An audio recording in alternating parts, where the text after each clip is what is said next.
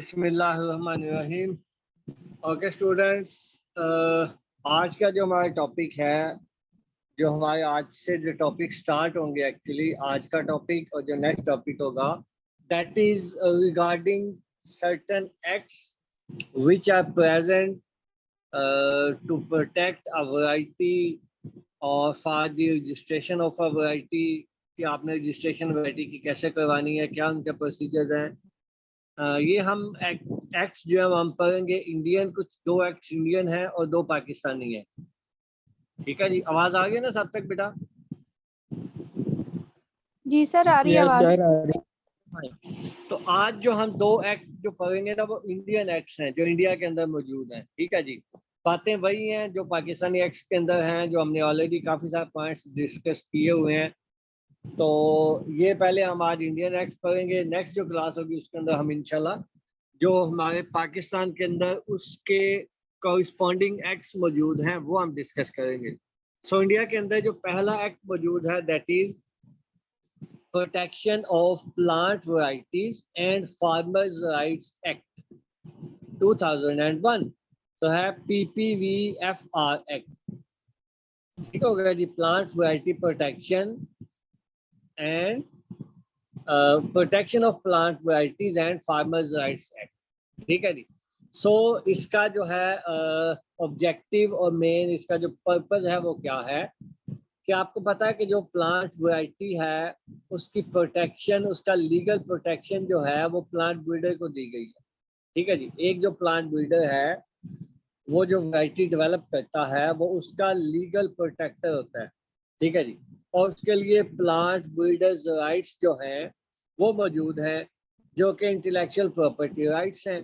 ठीक है जी। सो कोई भी ब्रीडर जिसके पास एक रजिस्टर्ड वैरायटी है उसके पास प्लांट ब्रीडर्स राइट्स मौजूद हैं। ठीक हो गया जी, ये तो थे प्लांट ब्रीडर के राइट्स जो हमने बात की।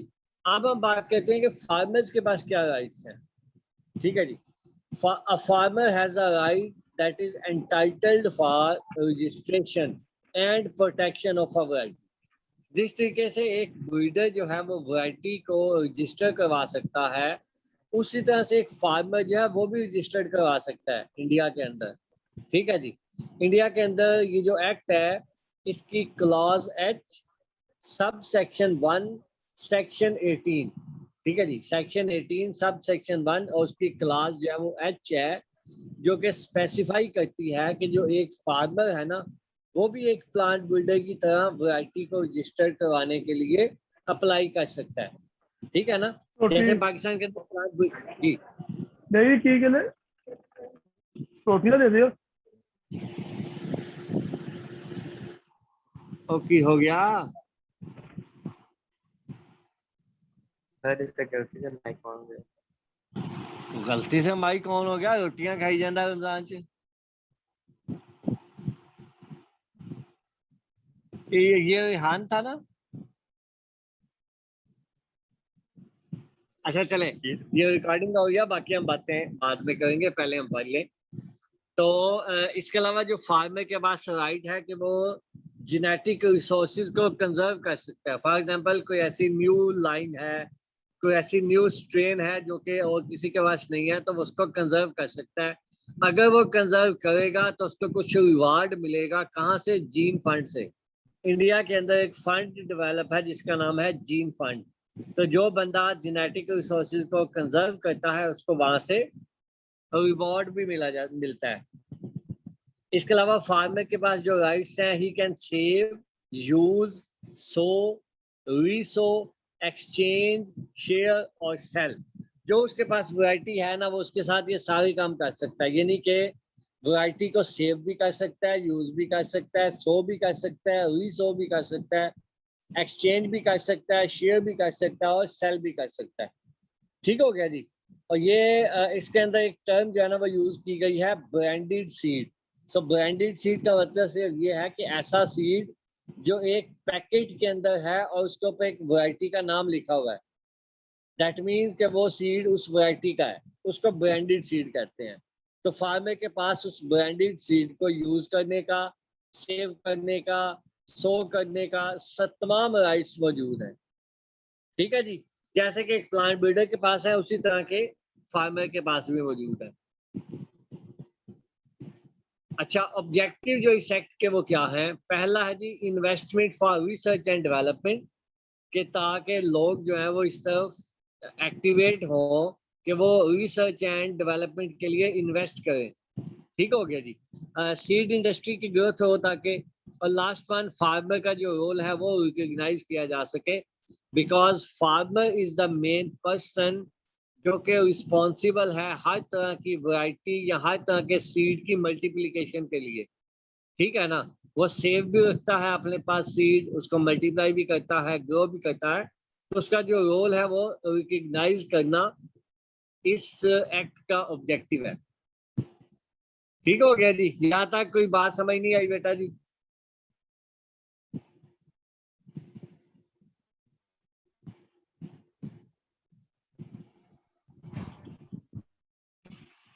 चलें जी आगे चलते हैं फिर। प्लांट वैरायटी प्रोटेक्शन जो है वो कैसे होगी इस एक्ट के तहत, कि गवर्नमेंट ने सुई जेनरस का मतलब होता है यूनिक। ये एक आप कह लें कि लीगल टर्म है सुई जेनरस का मतलब क्या है? यूनिक।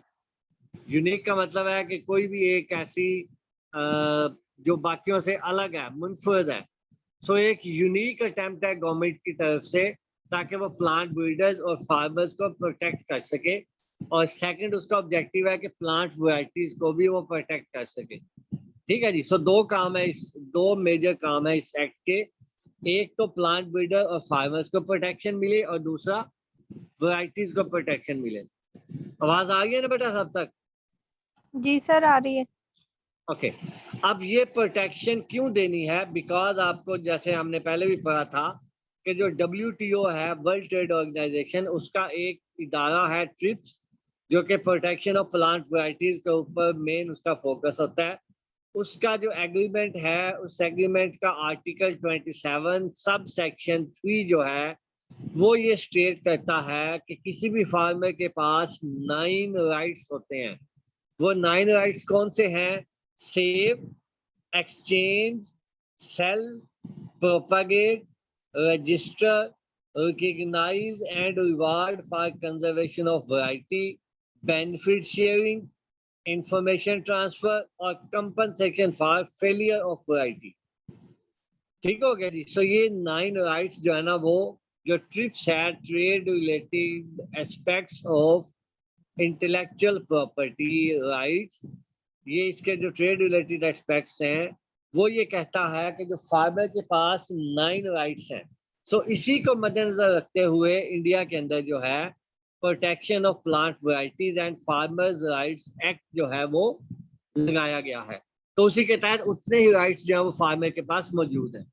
अब वैरायटी क्या होती है जी जिसकी हम प्रोटेक्शन की बात करते हैं, या सब लोगों को पता है this is the lowest rank in that botanical taxonomy, यानी कि स्पीशीज के बाद जो है, जो स्पीशीज के बाद जो रैंक है वो प्लांट वैरायटी का है। ठीक है जी। So it is a group of plants which should be homogeneous. Homogeneous का क्या मतलब होता है भाई?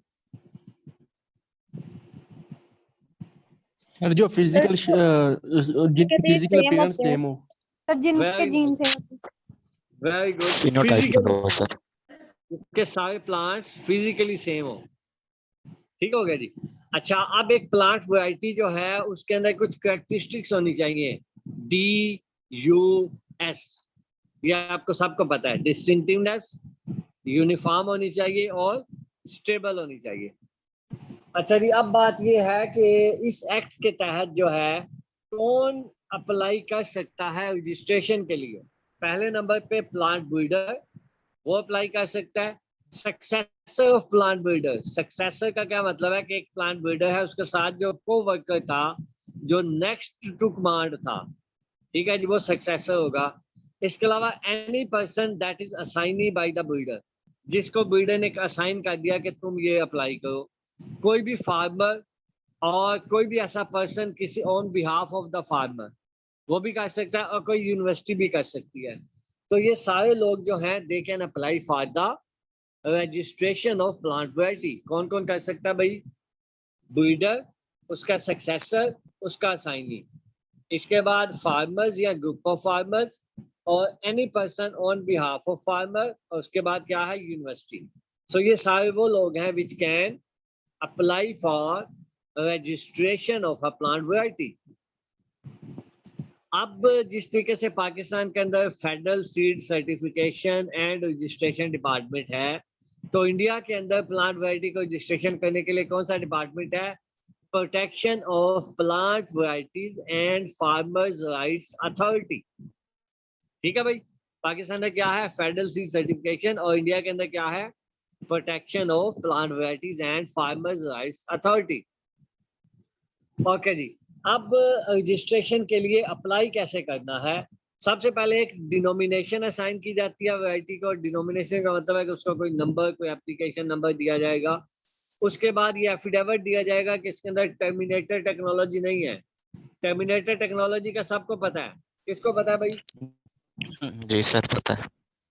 पता ना? ओके। उसके बाद जी उसका कंप्लीट पासपोर्ट डाटा होना चाहिए। पासपोर्ट डाटा का भी आप सबको पता है कि क्या होता है पासपोर्ट डाटा। उसके बाद उसकी कैरेक्टरिस्टिक्स का पता होना चाहिए, और उसके बाद एक आपने डिक्लेरेशन या एक लेटर लिखना है कि how you have acquired that variety, कि आपने वो लॉफुली अक्वायर की है, कानूनी तौर पर वो वैरायटी आपकी है। ये आपने एक रिटर्न स्टेटमेंट देनी है। उसके बाद आप इस तरीके से आप रजिस्ट्रेशन कर सकते हैं, अप्लाई कर सकते हैं फॉर रजिस्ट्रेशन ऑफ वैरायटी। अच्छा जी, कितने टाइम के लिए रजिस्ट्रेशन मिलती है भाई? अगर ट्रीज और वाइन्स हो तो 18 साल के लिए रजिस्टर्ड होती है वैरायटी। अदर क्रॉप्स हो तो 15 साल के लिए होती है। और इसके अलावा जो एक्सटेंट वैरायटीज हैं, ऐसी वैरायटीज जो कि खत्म हो रही हैं, जो कि पुरानी वैरायटीज हैं, उनको भी 15 साल तक जो है रजिस्ट्रेशन के लिए उसको 15 साल के लिए रजिस्टर्ड किया जाता है। अब जो है कोई भी प्लांट ब्रीडर या कोई भी जिसके पास ये वैरायटी के राइट्स मौजूद हैं, उसके पास कौन कौन से राइट्स हैं इस एक्ट के तहत? He can produce, he can sell, he can market, he can distribute, he can import and export. So ये 6 राइट्स मौजूद हैं: produce, sell, market, distribute, import and export. ठीक है जी। तो ये जो है थोड़ा सा protection of plant varieties and farmers act का ओवरव्यू था। तो ये वो एक्ट है जिसके अगेंस्ट पाकिस्तान के अंदर जो है वो कौन सा राइट है? प्लांट ब्रीडर्स राइट्स है, पेटेंट राइट्स है, और सीड एक्ट है। ठीक है ना? तो उसके अगेंस्ट पाकिस्तान के अंदर ये राइट्स हैं। इंडिया के अंदर ये वाले एक्ट है। अच्छा, इंडिया के अंदर एक दूसरा एक्ट मौजूद है, that is the biological diversity act. ये भी बड़ा अच्छा एक्ट है, विच कंजर्व द बायोडाइवर्सिटी। अब बायोडाइवर्सिटी क्या है? Biodiversity is a variety and differences among living organisms from all sources. Terrestrial, terrestrial का मतलब है जमीनी। मैरीन, मैरीन का मतलब है जो कि पानी में मौजूद है। And other aquatic and ecological complexes, और इसके अलावा और कहीं पर भी मौजूद हैं जितने भी living organisms, that is called biodiversity. So that means biodiversity represents all life. Biodiversity basically क्या है कि कहीं पर भी पूरी दुनिया में, पानी में, हवा में, फिजा में, सॉइल पे, सॉइल के अंदर, सॉइल के ऊपर, कहीं पर भी जो मौजूद है life, that is called biodiversity. Biodiversity कितनी मौजूद है इसकी थोड़ी सी मैं आपको एग्जांपल देता हूँ। हायर प्लांट्स, जितने प्लांट्स हैं वो तकरीबन 2,70,000 की स्पीशीज अब तक आइडेंटिफाइड है। एल्गी या एल्जा या एलजी की 40,000, फंजाई की 72,000, बैक्टीरिया 4,000, वाइसेस 1,550, मैमल्स की 4,650, बर्ड्स की 9,700, रेप्टाइल्स की 7,000, फिशेस की 27,000, एम्फीबियंस की 4,780, और इंसेक्ट्स की जो है वो सबसे ज्यादा बायोलॉजिकल डाइवर्सिटी जो है अब तक आइडेंटिफाई हो चुकी है, दैट इज 10,25,000। इनके 1 मिलियन से ज्यादा जो है इंसेक्ट की जो है डिफरेंट टाइप्स जो है वो, या डिफरेंट उसकी स्पीशीज जो है वो आइडेंटिफाई हो चुकी है। ठीक है ना? इनके इतनी बाकी सारे जो लिविंग ऑर्गेनिजम्स हैं उनकी मिला के नहीं बनती, जितनी जो है सिर्फ इंसेक्ट्स की हैं, यानी कि 10,25,000 स्पीशीज इंसेक्ट्स की हैं। तो इतनी ज्यादा बायोलॉजिकल डाइवर्सिटी है, इसको प्रोटेक्ट करना, उसको प्रोटेक्ट करने के लिए ये एक्ट है। ठीक है जी। जैसे आप लोगों को याद होगा कि सिंध के जो सहराई इलाके हैं या इवन के पंजाब के भी जो सहराई इलाके हैं, वहां पर एक स्पेसिफिक काइंड ऑफ स्कॉर्पियन मौजूद है, बिच्छू मौजूद है, जिसकी पिछले दिनों जो है जो कि यूज किया जाता है, उसका जो poison for the cancer patients, ठीक है, तो वो काफी ज्यादा महंगा है। तो उसको फिर पिछले दिनों अगर आपने गौर किया हो, कभी न्यूज में आप रहे हो, तो उसकी काफी ज्यादा मार्केट थी, इवन के लाखों रुपए में उसका जो है एक एक वो सेल हुआ था स्कॉर्पियन। सुना है किसी ने भाई इसके बारे में? यस सर ब्लैक सुना। का, जी सर सुना। सुना है ना, ब्लैक यस सर। स्कॉर्पियन जी जो है, सर, ब्लैक राइट। बिच्छू सर। तो ये इसी तरीके से हमारे यहाँ क्या होता है कि कहीं पे हम सांप देखते हैं, मार दियो मार दियो मार दियो, यही चलता है ना। या इसी तरीके से और भी कोई जहरीली चीज है तो मार दियो। तो ये बेसिकली ये बायोडाइवर्सिटी है। जब तक कोई चीज आपको नुकसान ना पहुंचाए तब तक कोशिश करें कि उसको आप ना हार्म पहुंचाएं। हाँ, जब आपको लगे कि ये आप पे अटैक करने वाला है या आपको नुकसान पहुंचाने वाला है, तो डेफिनेटली इसको मार दें, नो प्रॉब्लम। ठीक हो गया जी। तो ये जो है, ये सारी चीजें ये बायोडाइवर्सिटी के अंदर हैं। और इंडिया के अंदर जो एक्ट मौजूद है वो इस डाइवर्सिटी को कंजर्व करता है। किस तरीके से कंजर्व करता है, इसके अंदर प्रोविजंस क्या है इस एक्ट के अंदर, तो मैं आपको बताता हूँ। पहला इसका ऑब्जेक्टिव क्या है? पहला ऑब्जेक्टिव है कंजर्वेशन। जितनी भी बायोडाइवर्सिटी है उसको कंजर्व कैसे किया जाएगा। सेकंड उसका ऑब्जेक्टिव है सस्टेनेबल यूज। ठीक है जी। सस्टेनेबल यूज का मतलब यह है कि इस तरह का उसको यूज किया जाए कि वो खत्म ना हो जाए कंप्लीटली। और थर्ड है बेनिफिट शेयरिंग। दैट मीन्स कि अगर किसी एक एरिया के अंदर कोई प्रोडक्ट मौजूद है तो वो दूसरे एरिया को भी प्रोवाइड करे, बेनिफिट जो है वो शेयर करे। दूसरे एरिया के अंदर कोई प्रोडक्ट है तो वो पहले एरिया कर दे। ठीक है जी। फॉर एग्जाम्पल, जैसे आपको पता है कि जो हमारा जो नारवाल या सियालकोट का रीजन है, वहाँ का चावल ज्यादा अच्छा है। ऐसे ही जो मुल्तान या जो बिहारी या आगे सिंध की बात करें तो वहाँ पे कॉटन अच्छी होती है। तो होना क्या असूलन ये एक्ट जो है वो क्या बताता है कि जो नारवाल में या सियालकोट में जो चावल है वो सिंध में और साउथ पंजाब में भी जाना चाहिए, और जो कॉटन साउथ पंजाब में है वो नारवाल सियालकोट गुजरांवाला इस एरिया में आनी चाहिए। सो बेनिफिट जो है वो शेयर होने चाहिए, रिसोर्सेज जितने भी हैं। अच्छा जी, इसकी प्रोविजंस क्या है? Number 1, prohibition of transfer of Indian genetic material outside of the country. यानी कि इंडिया के अंदर जो जेनेटिक मटेरियल या जो जीनोटाइप्स या जो वैरायटीज हैं वो दूसरे एरिया में बिला वजह आप ट्रांसफर नहीं कर सकते, अप्रूव करवाने के बाद ट्रांसफर कर सकते हैं। इसके अलावा अगर किसी बंदे के पास इंटेलेक्चुअल प्रॉपर्टी राइट्स हैं तो उसको without intimation to the government उसको स्टॉप किया जाए कि वो क्लेम ना कर सके कोई भी पेटेंट या कोई भी इंटेलेक्चुअल प्रॉपर्टी राइट, उसको प्रोहिबिट किया जाए। इसके अलावा जी के collection and use of biodiversity का रिलेटेड रेगुलेशंस बनाए जाएं, बेनिफिट शेयर किए जाएं। इसके अलावा कंजर्व एंड सस्टेनेबल यूज किया जाए, जो कि ऑलरेडी हम उसके ऑब्जेक्टिव्स के अंदर डिस्कस कर चुके हैं। इसके अलावा है जी कि एक जो लोकल कम्युनिटीज हैं they should charge some fees for their resources. यानी कि जो लोकल कम्युनिटीज के बाद जो रिसोर्स है, अगर वो किसी दूसरे एरिया में जाता है तो उस एरिया के लोगों को कुछ फी जो है वो मिलनी चाहिए, कुछ उनको बेनिफिट मिलना चाहिए। दे शुड हैव देयर से इन द यूज। ठीक है जी। इसको क्या, ये एक फ्रेज है, हैव अ से इन द यूज।